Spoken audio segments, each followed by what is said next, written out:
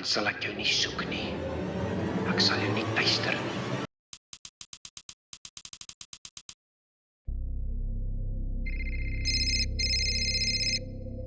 Ek het geweet jy gaan bel. Ek wil my eiendom verkoop, maar ek weet nie of ek jou kan vertrou nie. Julle almal sê dieselfde ding. Dat julle die beste is, dat julle kontantkopers het, dat julle my huis in 'n flash gaan verkoop as ek jou vertraagde mandaat teken. Ek weet net nie of ek dit meer kan glo nie. Luister nou mooi vir my. Ek weet wie jy is en ek weet waar jy bly.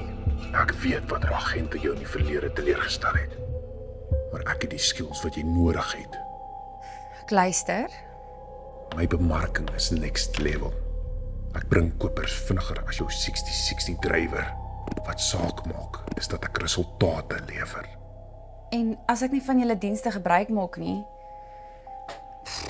wat dan? Dan sal ek jou nie soek nie.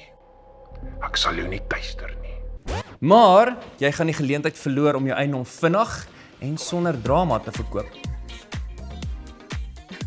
Ek dink ek moet 'n afspraak maak. Goeie keuse. Ek het jou nommer. Ek sien jou môre 1 uur. Team Chapman, verkoop jou eiendom sonder drama.